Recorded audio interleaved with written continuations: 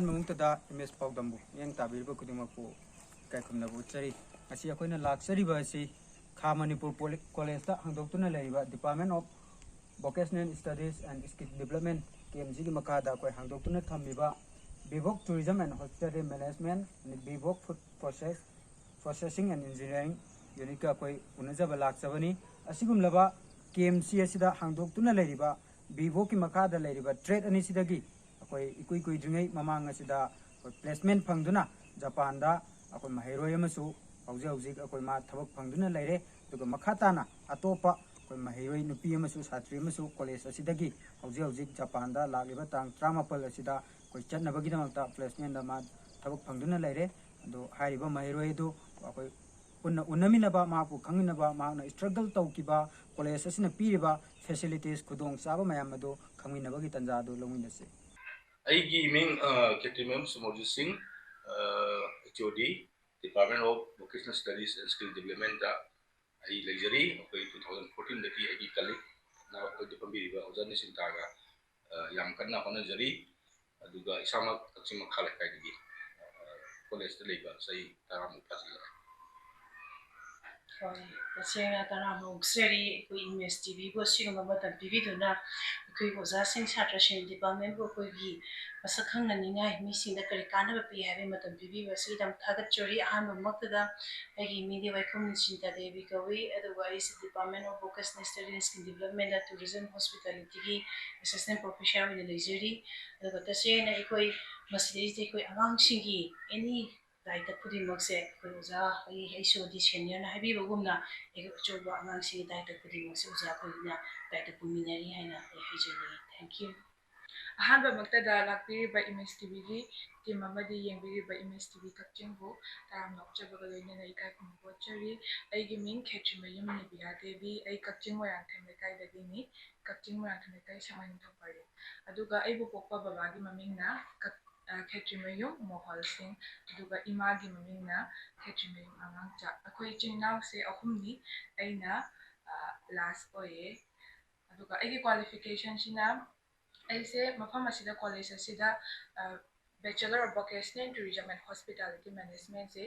3 months की graduation degree से 3 years की डिग्री से लोयरगा अदुगी मतुंगदा मोका master of vocational tourism and hospitality management Manipur university दा मास्टर लोयजरे थगचे ओजे कोई हौजिक सोमना फंबिरिबा इचन्ना फंबिरिबा प्लेसमेंट से करी करंब ट्रेटनो अदु मसी फंगनबो होनरबदा करी करी ट्रेचिंग तंब मथौ ताबगे हाइरिबा ट्रेचिंग अदु कदाइदगी मथौ प्रमाण तंगनी हबदु थबि समन थबि होय अखोइना अइना हुजिक फंगजरिबा अइगी थबक प्लेसमेंट से कईदगिनो हाइदि हॉस्पिटैलिटी असिदगी ओइबने अदु हॉस्पिटैलिटी मैनेजमेंट तंबगा फंगक थबकने मरोइना अखोइना डिग्री कोर्स नत्रगा डिप्लोमा लोइरगदी अखोइसे अमुका जापानीज लैंग्वेज से तंबगा सिगी प्लेसमेंट से लापनी अदुगा कमाइना एगी प्लेसमेंट से तंबपनो हाइरगदी अखोइगे कच्चिंगे लाइब्रेरी इंफॉर्मेशन सेंटर दा स्टडी हाइबा डिपार्टमेंट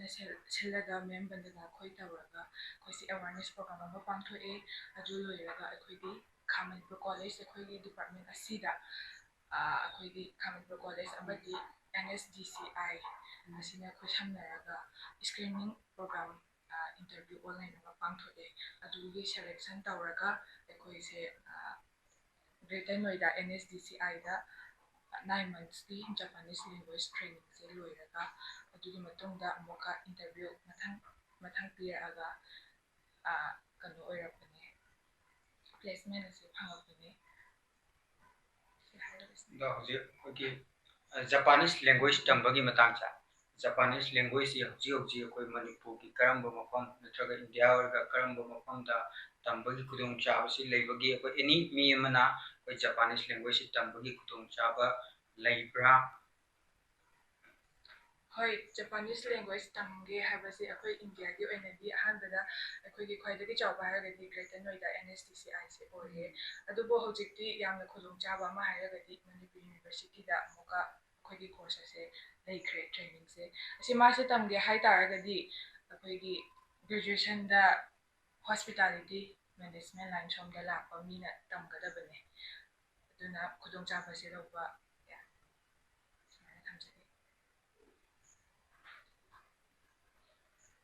ꯑꯣꯖꯥꯗ ꯑꯃꯨꯛ ꯂꯥꯛꯆꯒꯦ ꯄ꯭ꯂꯦꯁꯃꯦꯟ ꯐꯪꯉꯤꯕꯁꯤꯗ ꯑꯩꯈꯣꯏ ꯀꯣꯂꯦꯖꯁꯤꯗꯒꯤ ꯏꯟꯁꯇꯤꯇ꯭ꯌꯨꯁꯟꯁꯤꯗꯒꯤ ꯌꯥꯝꯅ ꯆꯥꯎꯕ ꯊꯧꯗꯥꯡ ꯑꯃ ꯔꯣꯜ ꯑꯃ ꯌꯥꯎꯔꯤ ꯍꯥꯏꯕ ꯇꯥꯔꯦ ꯑꯗꯨꯒ ꯃꯁꯤꯒꯤ ꯊꯧꯗꯥꯡꯁꯤꯡ ꯑꯁꯤ ꯑꯩꯈꯣꯏꯒꯤ ꯏꯟꯁꯇꯤꯇ꯭ꯌꯨꯁꯟ ꯑꯁꯤꯅ ꯀꯔꯤ ꯀꯔꯤ ꯀꯃꯥꯏꯅ ꯇꯧꯔꯒ ꯄꯨꯊꯔꯛꯈꯤꯕꯒꯦ ꯑꯗꯣ ꯃꯁꯤ ꯑꯩꯈꯣꯏꯒꯤ ꯍꯧꯖꯤꯛ ꯍꯧꯖꯤꯛ ꯄ꯭ꯂꯦꯁꯃꯦꯟꯁꯤ ꯇꯧꯕꯗ ꯖꯄꯥꯟꯒꯅꯤ ꯍꯥꯏꯅ ꯇꯥꯏ ꯑꯗꯨ ꯖꯄꯥꯟ ꯅꯠꯇꯕ ꯑꯇꯣꯞꯄ ꯀꯟꯇ꯭ꯔꯤꯁꯤꯡꯗꯁꯨ ꯂꯩꯕ꯭ꯔꯥ ꯑꯗꯣ ꯑꯩꯈꯣꯏ ꯖꯄꯥꯟꯒꯤ ꯄ꯭ꯂꯦꯁꯃꯦꯟ ꯇꯧꯕ ꯑꯁꯤꯗ ꯑꯩꯈꯣꯏ ꯃꯈꯥ ꯇꯥꯅ ꯍꯥꯏꯇꯥꯔꯦꯅꯦ ꯑꯩꯈꯣꯏꯒꯤ ꯊꯕꯛ ꯐꯪꯗ꯭ꯔꯤꯕ ꯅꯍꯥꯁꯤꯡ ꯑꯁꯤꯗ ꯃꯔꯨꯑꯣꯏꯅ ꯑꯩꯈꯣꯏ ꯅꯣꯔꯠ ꯏꯁ ꯁꯛꯆꯨ ꯃꯥꯟꯅꯕ ꯅꯣꯔꯠ ꯏꯁꯁꯤ ꯖꯄꯥꯟꯗ ꯁꯤꯒꯨꯝꯕ ꯄ꯭ꯂꯦꯁꯃꯦꯟꯁꯤ ꯇꯧꯕꯒꯤ ꯈꯨꯗꯣꯡꯆꯥꯕꯁꯤ ꯌꯥꯝꯅ ꯂꯩꯕꯁꯤꯗ ꯑꯩꯈꯣꯏ ꯃꯅꯤꯄꯨꯔꯁꯤ ꯀꯌꯥ ꯌꯥꯝꯅ ꯃꯥꯒꯤ ꯄꯣꯁꯤꯕꯤꯂꯤꯇꯤꯁꯤ ꯂꯩꯕꯒꯦ ꯍꯥꯏꯕꯁꯤ ꯈꯤꯇꯪ ꯊꯝꯕꯤꯌꯨ ꯑꯍꯥꯟꯕꯗ ꯑꯩꯈꯣꯏꯒꯤ ꯈꯥ ꯃꯅꯤꯄꯨꯔ ꯀꯣꯂꯦꯖꯇ ꯕꯤꯚꯣꯛ ꯚꯣꯀꯦꯁꯅꯦꯜ ꯀꯣꯔꯁꯁꯤ 2014ꯗ ꯀꯣꯂꯦꯖꯇ ꯍꯥꯡꯗꯣꯛꯈꯤ ꯃꯗꯨꯒꯤ ꯃꯊꯪ ꯃꯊꯪ ꯂꯥꯛꯇꯨꯅ ꯆꯍꯤ ꯑꯍꯨꯝꯒꯤ ꯀꯣꯔꯁ ꯂꯣꯏꯁꯤꯜꯂꯒ ꯑꯉꯥꯡ ꯄ꯭ꯂꯦꯁꯃꯦꯟ ꯃꯌꯥꯝ ꯑꯃ ꯅꯦꯁꯅꯦꯜ ꯑꯃꯁꯨꯡ ꯏꯟꯇꯔꯅꯦꯁꯅꯦꯜꯒꯤ ꯄ꯭ꯂꯦꯁꯃꯦꯟ ꯃꯌꯥꯝ ꯄꯤꯕ ꯌꯥꯎꯔꯦ ꯑꯗꯨꯕꯨ ꯑꯩꯈꯣꯏꯒꯤ ꯗꯤꯄꯥꯔꯠꯃꯦꯟ ꯄꯨꯟꯁꯤꯜꯂꯁꯨ ꯑꯩꯈꯣꯏꯒꯤ ꯃꯦꯟ ꯐꯣꯀꯁꯇꯤ ꯑꯉꯥꯡꯁꯤ ꯄ꯭ꯂꯦꯁꯃꯦꯟ ꯄꯤꯕ ꯍꯥꯏꯕꯒꯤ ꯋꯥꯈꯜꯂꯣꯟꯗ ꯑꯩꯈꯣꯏ ꯈꯨꯃꯥꯡ ꯆꯥꯎꯁꯤꯟꯕꯅꯤ ꯀꯣꯂꯦꯖꯇ ꯗꯤꯄꯥꯔꯠꯃꯦꯟ ꯃꯌꯥꯝ ꯂꯩ ꯗꯤꯄꯥꯔꯠꯃꯦꯟ ꯈꯨꯗꯤꯡꯃꯛꯁꯨ ꯃꯁꯥ ꯃꯁꯥꯒꯤ ꯗꯤꯄꯥꯔꯠꯃꯦꯟ ꯑꯣꯏꯕ ꯄ꯭ꯂꯦꯁꯃꯦꯟ ꯑꯗꯨꯝ ꯄꯤꯔꯝꯒꯅꯤ ꯇꯧꯕꯕꯨꯗꯤ ꯑꯩꯈꯣꯏꯒꯤ ꯗꯤꯄꯥꯔꯠꯃꯦꯟꯁꯤꯗ ꯄꯤꯔꯤꯕ ꯀꯣꯂꯦꯖꯀꯤ ꯀꯥꯔꯕ ꯑꯉꯥꯡꯁꯤꯡꯗ ꯎꯠꯂꯤꯕꯁꯤ ꯑꯩꯈꯣꯏ ꯆꯍꯤ ꯃꯁꯤꯡ ꯌꯥꯝꯁꯤꯜꯂꯛꯑꯦ ꯑꯃꯔꯣꯝꯗ ꯖꯄꯥꯅꯤꯁ ꯀ ꯑꯩꯈꯣꯏ ꯏꯟꯗꯤꯌꯥ ꯖꯄꯥꯅꯤꯁ ꯒꯚꯔꯟꯃꯦꯟ ꯑꯃꯁꯨꯡ ꯏꯟꯗꯤꯌꯟ ꯒꯚꯔꯟꯃꯦꯟꯠꯀ ꯃꯣꯏꯒꯤ MOU ꯁꯥꯏꯟ ꯇꯧꯅꯗꯨꯅ ꯍꯧꯒꯠꯂꯛꯂꯤꯕ ꯑꯉꯥꯡꯁꯤꯡꯁꯤ ꯊꯕꯛ ꯄꯤꯕꯒꯤ ꯃꯣꯏꯒꯤ ꯑꯟꯗꯔꯁꯇꯦꯟꯗꯤꯡ ꯂꯩꯅꯕꯒꯤ ꯃꯇꯨꯡ ꯏꯟꯅ ꯑꯩꯈꯣꯏꯒꯤ ꯅꯣꯔꯠ ꯏꯁꯠꯁꯤ ꯖꯄꯥꯅꯤꯁꯅ ꯌꯥꯝꯅ ꯇꯥꯔꯒꯦꯠ ꯇꯧꯏ ꯃꯣꯏꯅ ꯇꯥꯔꯒꯦꯠ ꯇꯧꯔꯤꯁꯨ ꯑꯁꯤ ꯅꯣꯔꯠ ꯏꯁꯠ ꯈꯛꯇ ꯅꯠꯇꯦ ꯑꯣꯜ ꯏꯟꯗꯤꯌꯥꯒꯤ ꯇꯧꯔꯛꯏꯁꯤ ꯑꯗꯨꯗ ꯃꯔꯨꯑꯣꯏꯅ ꯅꯣꯔꯠ ꯏꯁꯠꯇ ꯃꯣꯏꯅ ꯇꯥꯔꯒꯦꯠ ꯇꯧꯏ ꯃꯔꯝꯗꯤ ꯁꯛꯁꯨ ꯃꯥꯟꯅꯕ ꯆꯤꯟꯖꯥꯛ ꯃꯥꯟꯅꯕ ꯀꯜꯆꯔ ꯃꯥꯟꯅꯕ ꯑꯗꯨꯅ ꯅꯣꯔꯠ ꯏꯁꯠꯀꯤ ꯁꯥꯇ꯭ꯔꯁꯤꯡ ꯍꯧꯒꯠꯂꯛꯂꯤꯕ ꯅꯍꯥꯔꯣꯜꯁꯤ ꯃꯣꯏꯅ ꯍꯦꯟꯅ ꯄꯥꯝꯖꯩ ꯑꯗꯨꯒ ꯅꯣꯔꯠ ꯏꯁꯠꯀꯤ ꯍꯥꯏꯔꯒꯁꯨ ꯅꯣꯔꯠ ꯏꯁꯠꯀꯤ ꯃꯅꯨꯡꯗ ꯃꯅꯤꯄꯨꯔꯅ ꯈ꯭ꯋꯥꯏꯗꯒꯤ ꯍꯦꯟꯅ ꯄꯥꯝꯃꯤ ꯃꯅꯤꯄꯨꯔꯒ ꯖꯄꯥꯟꯒꯁꯤ ꯌꯥꯝꯅ ꯃꯔꯤ ꯂꯩꯅꯩ ꯃꯃꯥꯡꯉꯩꯗꯒꯤ ꯑꯗꯨꯅ ꯃꯅꯤꯄꯨꯔꯗ ꯍꯧꯔꯛꯄ ꯃꯅꯤꯄꯨꯔꯤ ꯁꯥꯇ꯭ꯔꯁꯤꯡꯁꯤ ꯃꯣꯏꯅ ꯃꯔꯨꯑꯣꯏꯅ ꯄꯦꯁꯦꯁ ꯄꯤꯅꯤꯡꯉꯤ ꯑꯗꯨꯅ ꯌꯥꯔꯒꯗꯤ ꯍꯧꯒꯠꯂꯛꯂꯤꯕ ꯅꯍꯥꯔꯣꯜꯁꯤꯡ ꯏꯟꯈꯠꯂꯛꯂꯤꯕ ꯑꯉꯥꯡꯁꯤꯡꯅ ꯍꯧꯖꯤꯛ ꯍꯧꯖꯤꯛ ꯈꯨꯗꯣꯡꯆꯥꯔꯤꯕ ꯖꯄꯥꯅꯤꯁꯀ ꯏꯟꯗꯤꯌꯟ ꯒꯚꯔꯟꯃꯦꯟꯠꯀ MOUꯁꯤ ꯇꯥꯟꯖꯥ ꯂꯧꯕꯤꯔꯒ ꯈꯨꯗꯣꯡꯆꯥꯕ ꯂꯧꯕꯤꯌꯨ ꯑꯃꯔꯣꯝꯗ ꯑꯩꯈꯣꯏꯒꯤ NSDC ꯑꯃꯁꯨꯡ skill and labour department SLE ꯍꯥꯏꯔꯤꯕ headed by ꯑꯩꯈꯣꯏꯒꯤ ꯃꯦꯗꯥꯝ ꯕꯟꯗꯅꯥꯅ ꯇꯧꯔꯒ ꯑꯩꯈꯣꯏꯒꯤ ꯆꯠꯊꯔꯛꯂꯤꯕ ꯄ꯭ꯔꯣꯒ꯭ꯔꯥꯝꯁꯤ ꯅꯣꯠ ꯑꯣꯟꯂꯤ ꯖꯄꯥꯟ ꯈꯛꯇ ꯅꯠꯇꯦ ꯃꯁꯤ ꯑꯇꯣꯞꯄ ꯀꯟꯇ꯭ꯔꯤꯗꯁꯨ ꯌꯨꯔꯣꯞꯇꯁꯨ ꯑꯗꯒꯤ ꯑꯩꯈꯣꯏꯒꯤ ꯀꯩꯅꯣꯗ ꯃꯤꯗꯜ ꯏꯁꯇꯁꯨ ꯏꯁ ꯑꯦꯁꯤꯌꯥꯗꯁꯨ ꯃꯌꯥꯝ ꯑꯃ ꯗꯨꯕꯥꯏꯒꯨꯝꯕ ꯑꯣꯃꯥꯟꯒꯨꯝꯕꯁꯨ ꯃꯌꯥꯝ ꯑꯃ ꯊꯥꯏ ꯑꯗꯨ ꯃꯣꯏꯅ ꯊꯥꯔꯤꯕ ꯃꯌꯥꯝꯁꯤ ꯍꯣꯁꯄꯤꯇꯥꯂꯤꯇꯤ ꯁꯦꯛꯇꯔ ꯈꯛꯇ ꯅꯠꯇ꯭ꯔꯒꯁꯨ ꯖꯦꯅꯔꯦꯜ ꯍꯦꯜꯊ ꯀꯦꯌꯔ ꯁꯦꯛꯇꯔꯗꯁꯨ ꯑꯃꯁꯨꯡ ꯑꯇꯣꯞꯄ ꯃꯌꯥꯝꯗꯁꯨ ꯃꯣꯏꯅ ꯑꯗꯨꯝ ꯊꯥꯏ ꯑꯗꯨꯅ ꯑꯩꯈꯣꯏꯅ ꯍꯧꯖꯤꯛ ꯍꯧꯖꯤꯛ ꯆꯠꯊꯔꯤꯕ ꯄ꯭ꯔꯣꯒ꯭ꯔꯥꯝꯁꯤ ꯖꯄꯥꯟꯒꯤ ꯃꯔꯨꯑꯣꯏꯅ ꯍꯧꯖꯤꯛ ꯆꯠꯊꯔꯤꯕ ꯄ꯭ꯔꯣꯒ꯭ꯔꯥꯝꯁꯤ ꯌꯥꯎꯖꯕꯅꯤ ꯇꯨꯡꯗ ꯑꯩꯈꯣꯏꯒꯤ ꯃꯌꯥꯝ ꯑꯃ ꯌꯨꯔꯣꯞꯇ ꯅꯠꯇ꯭ꯔꯒꯅ ꯑꯣꯃꯥꯟꯗ ꯗꯨꯕꯥꯏꯗ ꯑꯇꯣꯞꯄ US ꯇꯁꯨ ꯏꯚꯟ ꯃꯌꯥꯝ ꯑꯃ ꯑꯩꯈꯣꯏ ꯊꯥꯕꯒꯤ ꯆꯥꯟꯁ ꯈꯨꯗꯣꯡꯆꯥꯕ ꯑꯩꯈꯣꯏ ꯂꯧꯖꯔꯤ ꯃꯗꯨꯒꯤ ꯃꯇꯨꯡ ꯏꯟꯅ ꯑꯩꯈꯣꯏ ꯑꯗꯨꯝ ꯄꯥꯎ ꯃꯌꯥꯝꯗ ꯄꯤꯖꯔꯛꯀꯦ ꯊꯥꯒꯠꯆꯔꯤ ꯑꯣꯖꯥ ꯃꯈꯥ ꯇꯥꯅ ꯑꯣꯖꯥꯗꯒꯤ ꯈꯪꯖꯅꯤꯡꯂꯤꯕꯁꯤ ꯑꯩꯈꯣꯏꯒꯤ ꯕꯤꯚꯣꯛꯁꯤ ꯇꯝꯅꯤꯡꯕ ꯑꯗꯨꯒ ꯉꯁꯥꯏꯒꯤ ꯑꯩꯈꯣꯏ ꯄ꯭ꯂꯦꯁꯃꯦꯟꯁꯤꯗ ꯃꯥꯒꯤ ꯁ꯭ꯀ꯭ꯔꯤꯅꯤꯡ ꯌꯥꯎꯅꯤꯡꯕ ꯑꯗꯨꯕꯨ ꯐꯦꯃꯤꯂꯤꯒꯤ ꯐꯥꯏꯅꯥꯟꯁꯤꯌꯦꯜ ꯀꯟꯗꯤꯁꯟꯅ ꯈꯨꯗꯣꯡ ꯆꯥꯗꯕ ꯑꯗꯨꯒꯨꯝꯕꯗꯗꯤ ꯑꯩꯈꯣꯏꯒꯤ MOU ꯏꯅꯕ ꯅꯠꯇ꯭ꯔꯒ ꯑꯩꯈꯣই ꯏꯟꯗꯤꯌꯥ ꯒꯣꯔꯃꯦꯟꯒꯤ ꯁꯥꯏꯠꯇꯒꯤ ꯑꯩꯈꯣꯏꯒꯤ ꯏꯗꯨꯀꯦꯁꯟ ꯂꯣꯟꯒꯨꯝꯕ ꯂꯧꯕꯒꯤ ꯈꯨꯗꯣꯡꯆꯥꯕ ꯂꯩꯕ꯭ꯔꯥ ꯃꯁꯤ ꯀꯔꯝꯍꯥꯏꯅ ꯇꯦꯀꯜ ꯇꯧꯕ ꯌꯥꯕꯒꯦ ꯑꯗꯨꯒꯨꯝꯕꯒꯤ ꯈꯨꯗꯣꯡꯆꯥꯕ ꯂꯩꯒꯗ꯭ꯔꯥ ꯕꯤꯚꯣꯛ ꯇꯝꯕ 3 yearsꯀꯤ ꯀꯣꯔꯁ ꯇꯝꯕꯁꯤ ꯁꯤꯗꯤ ꯄꯩꯁꯥ ꯌꯥꯝꯅ ꯆꯪꯕ ꯅꯠꯇꯦ ꯍꯧꯖꯤꯛ ꯑꯩꯈꯣꯏꯒꯤ ꯑꯇꯣꯞꯄ ꯏꯟꯁꯇꯤꯇ꯭ꯌꯨꯁꯟꯁ MUꯒꯨꯝꯕ ꯑꯗꯒꯤ ꯑꯇꯣꯞꯄ ꯏꯟꯁꯇꯤꯇ꯭ꯌꯨꯁꯟ ꯌꯦꯡꯉꯒꯗꯤ ꯑꯩꯈꯣꯏꯒꯤ ꯈꯥ ꯃꯅꯤꯄꯨꯔꯗ ꯄꯤꯖꯔꯤꯕ ꯑꯩꯈꯣꯏꯒꯤ ꯑꯦꯗꯃꯤꯁꯟ ꯐꯤ ꯍꯥꯏꯕꯁꯤ ꯌꯥꯝꯅ ꯃꯤꯅꯤꯃꯝ ꯑꯦꯃꯥꯎꯟꯅꯤ ꯑꯗꯨꯕꯨ ꯖꯄꯥꯅꯤꯁ ꯂꯦꯡꯒ꯭ꯋꯦꯖ ꯇꯝꯕꯗ ꯑꯦꯔꯥꯎꯟ 1 lakh ꯆꯪꯉꯤ 1 lakh ꯁꯤ ꯑꯩꯈꯣꯏꯒꯤ ꯏꯟꯁꯇꯣꯜꯃꯦꯟ ꯑꯃ ꯑꯅꯤꯗ ꯊꯤꯒꯠꯄ ꯌꯥꯏ ꯑꯗꯨ ꯇꯧꯕꯕꯨꯗꯤ ꯑꯉꯝꯕ ꯀꯥꯡꯕꯨꯅ ꯊꯤꯔꯒꯁꯨ ꯉꯝꯗꯕ ꯀꯥꯡꯕꯨꯁꯤꯡꯁꯤ ꯑꯩꯈꯣꯏꯅ ꯕꯦꯡꯛ ꯈꯔ ꯇꯥꯏꯞ ꯇꯧꯖꯩ ꯕꯦꯡꯛꯁꯤ SBIꯒꯨꯝꯕ ꯕꯦꯡꯛ ꯑꯣꯐ ꯕꯔꯣꯗꯥꯒꯨꯝꯕ ꯁꯤꯗ ꯑꯩꯈꯣꯏꯅ ꯑꯦꯄ꯭ꯔꯣꯆ ꯇꯧꯔꯒ ꯇꯧꯏ ꯑꯗꯨ ꯌꯥꯝꯅ ꯅꯨꯡꯉꯥꯏꯕ ꯄꯥꯎ ꯑꯃꯅ मोना लौरी लोन से खुद सिंग दुसरी है once मोइन ने जापान ने चला का नत्र मुई अटोप कंट्री चला थबक ची है प्लेस ने फंगबगा मोई के फंगे सैलरी दुना मसा मदोमदा कवर तो है अदुना युम दसु अवाबा थेंगरॉय अदगी बैंक हाइबे बैंक में सु याम मथिंग ओएगा ngang si mi oएगा दी बैंक की तरफ सु यामना ये अप्रोच अमा याम मु थाजब अमा को बिबिरी न खुद जाग लबन सी है पाउल बिजन थकचरी जा अपन मखाता नामु कोई प्लेसमेंट फंगाबा तादगी कोई खंगजनिंग बसे कोई प्लेसमेंट सिंग फंगबदा कोई कंपनी नत्रगा जापान गवर्नमेंट गवरो एमओयू गुंबा इने हने सुतारे इनरी बसिदा सोंगी कोई सैलरी है तारे असोमदा सैलरी सिना कमाई तौगनी ट्रेनी होय मतम खरा लेगदौरिब्रा अदुगी मागी थबक तौबगी स्कोप तो अदो अखंग लेरगदी मदुसु मयाम खितंग शेयर तो होय अखोइगी सैलरी की मतंगददी अखोइगी मोई जापानीज येंदा 2.1 1 lakh 90 aduga company की matungina magi salary si khetnare aduga kanagumba 2 lakh phangba yawi aduga kanagumba gina 1.94 95 sumai phangi aduga moigi akoina ahambada chatpase thabakse trainee gi mongda matam khara di laibani aduga adum salary di hamjiki 1.94 95 to lakh sumai adum phangba hawani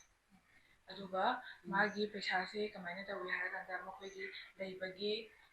housing allowance adagi insurance magi makhan makhal health ki ke ma'am ma laye adugumba loina deduct tawkhraga 1.44 sumaina phamgani अदोरगदी अखोय management तौबा ngami yam puna yung desu yung desu ngangani छात्र की student की शु मसागी वेना saving सुंगंबा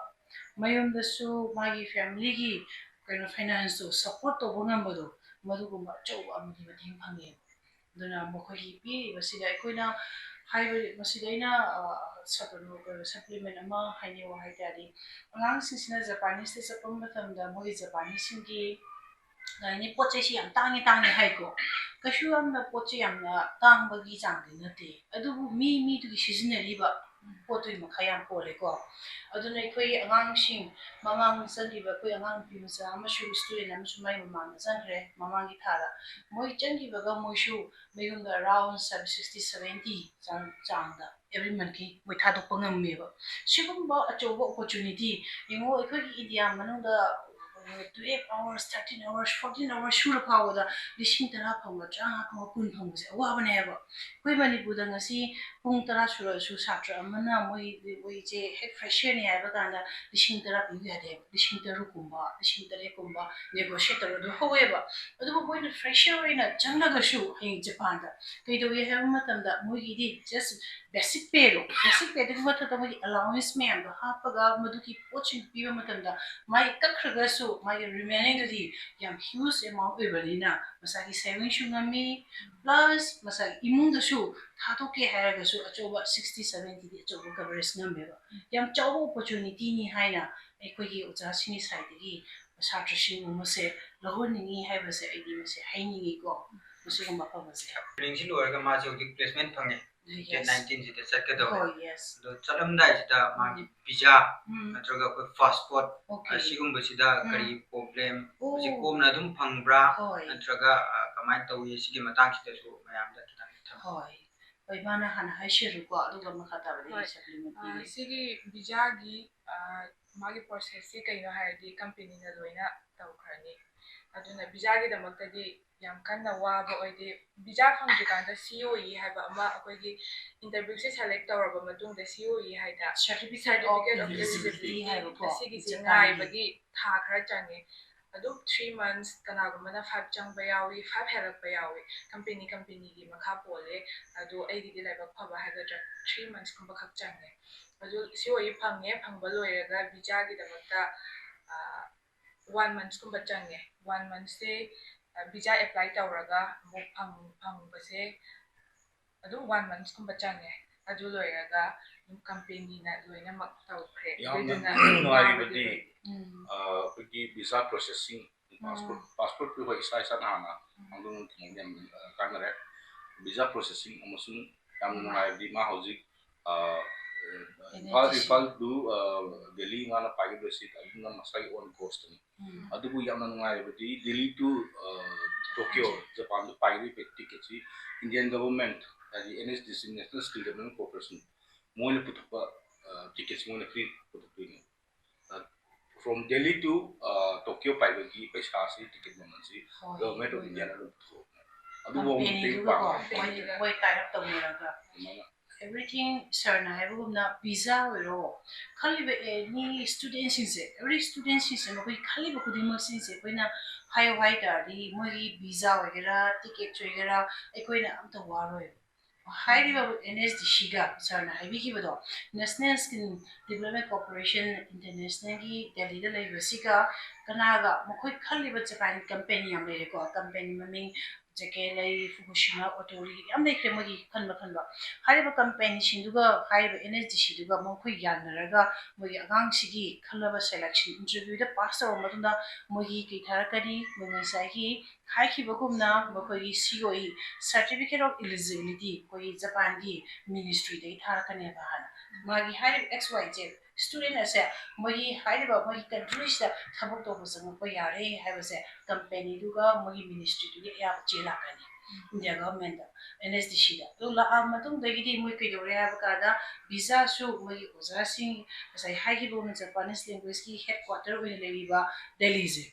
je headquarter ni ko Delhi je NSDC international habase mo gi any language kudimaki India Bharat ki macha kudimang na pichibi wang da lai tam bacha ki haidi NSDC haiba National Skill Development Corporation masigi Delhi ne loi pae hai basna moi Japan gi hai basigi moi kenose visa process to bigene visa process e hek ticket hek thar khadi moi visa lakani visa lakagadi moi one maximum sa hai buna 1 month jange to minimum 1 week to su phange moi visa he process to khagadi masagi company ga NSDC ka yana barina visa gi awaba ticket gi awaba hai badadi issue am ta leitre personally thabak se tamnaramagadi akoina waganeba adubu company ga National Skill Development Corporation International gi site gi selection phangbanina maduna akoi masi wabadi leite habase satra kudi magka su opportunity phangbase masi sharu phanghani habase akoi as a teacher moina akoi masi mayam appeal dosari ko aroi boina boina nebita tagi nebia tagi khangje ningi si hak mangodi taje ningi si tare kogi hojiki matamgi koi naro si tare galangi bana chi mobile mayam ama da ngausinagi mayam legre sigumba inkalagi ba ngausinaraga leiriga yuching matam mangali ba yuching sida mai paklaba haitare gi janama wina mayam sida kari message tadi kari wafam thambi ina hawalakliba youthsingda hainingbase ko matam manghandabida habidi akoina karamba course tamaga karamba thabak hena thuna phangani habidi hojiki matamda thabak ama tawbase manipur government orasu yam competitive yam wangkhe aduna karamba course tamaga karamba hena thabak phangani aduga karamna lifestyle da change tawgani hadi kanagumba effort tawningba mi aduga yamna hotnaningba leiragadi akoigi कच्चिंग सिदा लेइबा student सिंग high तारे को youth सिंग सिदा अइना हाइजनिंग बजे विवोक course से तमगा food processing लई अदुगा tourism and hospitality management लई सिगुंबा course से तमगा जापानीज लैंग्वेज ओइगेरा अतोपा कंट्री दा चटनाबगी ओइगेरा तौबदो हादि मत मांगहंदबिदा अतोपा तमबगी महोत्ता वाखल मनना खनबिरगा हादि थबकसु थुना फंगबा अदुगा अखोगी लाइफस्टाइल सु चेंज तो हनबा ngamba hai tare ko sugumba course kaise tamhanninge aduna yukhe matam handabida haidi wakhan munna khambiraga karam course tawsige habado wakhan ta